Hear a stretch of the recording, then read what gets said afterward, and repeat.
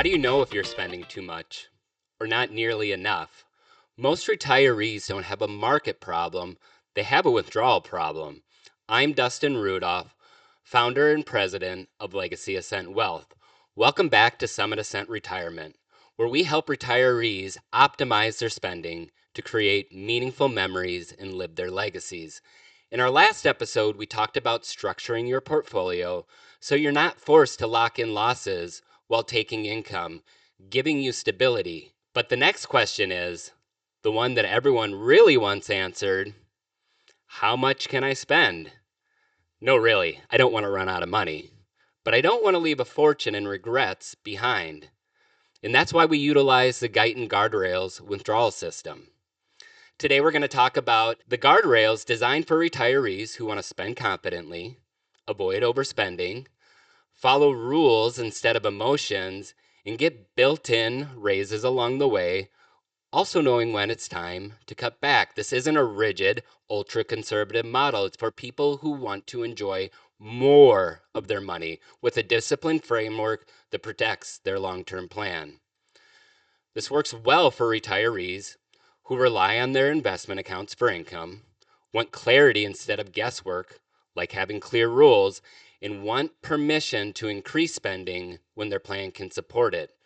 If you're someone who wants to live your retirement fully and confidently, living your legacy, this is built for you. It's not an ideal system for those who refuse to adjust spending under any circumstances, choose to intentionally underspend, or want a fixed withdrawal rate no matter what happens. Guardrails are for optimizing lifestyle, not minimizing it. Think of it this way. You start with a target guardrail. There's an upper guardrail that says you're doing great, it's time for a raise, and a lower guardrail that says, let's pause and protect our plan. These adjustments are small, they're predictable, and they're rules-based, not emotional. Your income plan is a lot like driving a car with an automatic transmission. When you approach a curve, the transmission automatically downshifts. When the road opens up, it upshifts, letting you go further, faster. If your car could never downshift, you never get it back up into fourth or fifth gear. Retirement income works the same way. Your willingness to make small adjustments is what allows you to spend more over time. Guardrails give you the flexibility when needed and permission to shift up when the opportunity is there. Small adjustments unlock higher long-term spending. Here's the part that most retirees don't realize.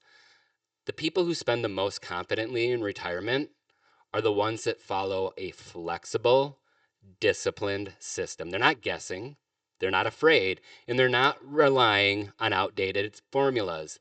They spend more because the system protects them when they're needed and rewards them with raises when their plan is strong. It's not restrictive at all. It's the opposite. It's what unlocks higher lifetime spending. We use Income Laboratory to track all of this in real time. The software monitors your withdrawal rate, tells us when you're nearing a guardrail, identify when a raise is appropriate, and helps us show exactly where you stand today. Clients love this part because the guesswork disappears. You can see the plan clearly, and you know when a raise is coming. And as you understand how your income stays sustainable. So let's take a look at the software. Let's take a look at an example within the Income Laboratory software. So we have a retired couple, 67 years old, with a $1.5 million portfolio invested in a 60-40 blend. And remember, if we were utilizing the 4% rule, we'd be able to take $60,000 adjusted for inflation.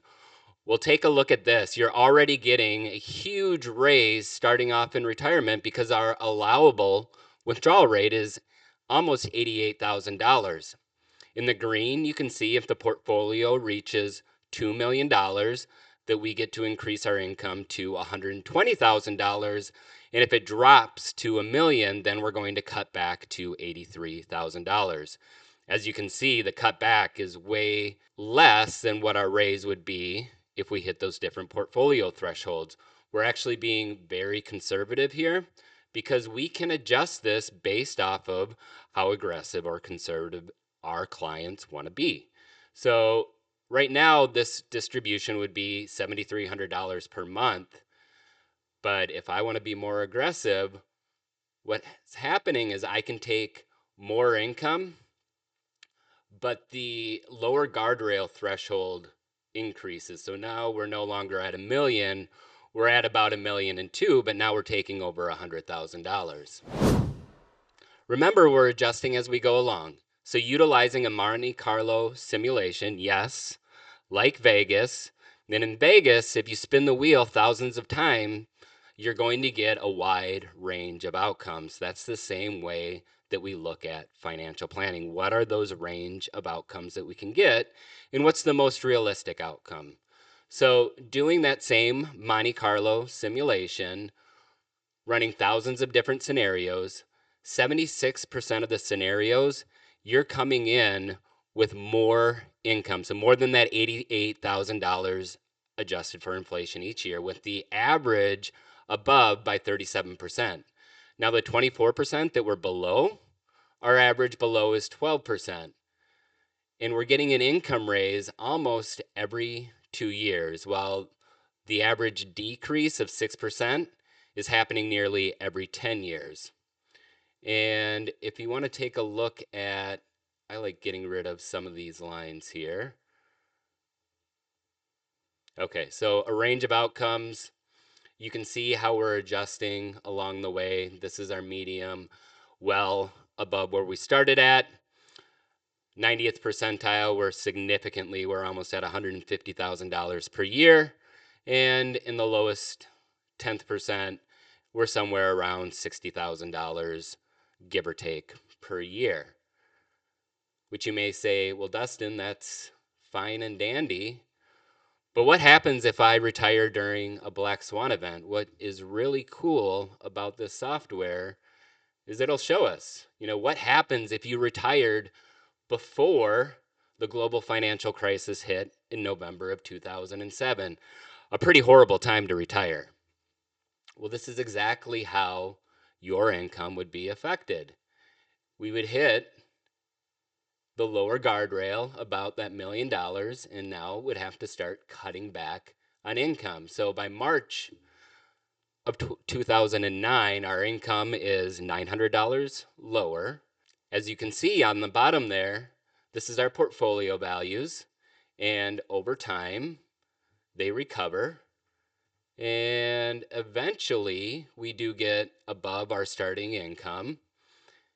And by the end of the plan, if you were to retire in 2007, you would have significantly more than the approximate $7,500 that you started with.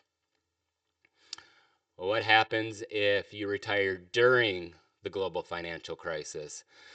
And this is the tricky part, because if we have market turmoil and we're in the middle of a recession, a lot of people think I can't retire right now, which may be true if your portfolio balances went down significantly.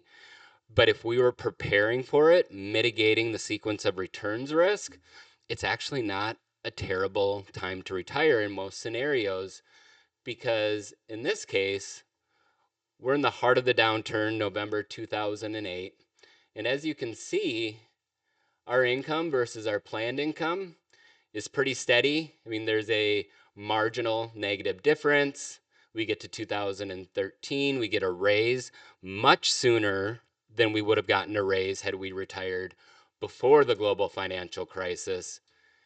And when we get to 2022, we need to take a dip, but as you can see, our monthly income is nearly $7,000 per month, higher than what we had planned for. So this is a great example scenario to look at what would happen in specific market environments. And remember, within Income Laboratory, we're plugging this directly into your portfolio. And so it signals us, it flags us, letting us know when we're getting near those guardrails in order to make appropriate adjustments. Whether you want to take that raise or not, I'm going to tell you to do it. But if we need to pull back, it's going to give us plenty of notice and time up front as well. Lastly, I wanted to show you how this ties together with the strategic portfolio approach. which is geared towards having dedicated assets for both growth and income. So in this portfolio, we are taking distributions from our cash equivalent account earning 4.25%. And as you can see, by reducing that risk for sequence of returns, our spending capacity increased from nearly $88,000 to $93,000. So a pretty significant jump just by utilizing the different strategies that we've been discussing in these episodes. The goal of retirement isn't to live in fear. It's also not about guessing your spending or relying on rigid rules from decades ago. The goal is to build a flexible, disciplined income strategy that increases your confidence in the future and helps you spend more, not less. Guardrails give you that clarity. They give you protection. And most importantly, they give you permission to enjoy the retirement that you've earned. In the next episode, we're going to shift from adjusting income based off of markets to adjusting income based on life itself. We're talking about age-based spending, why retirees naturally spend differently in their 60s, 70s, and 80s, and how we design a plan that evolves with you. You're not going to want to miss it.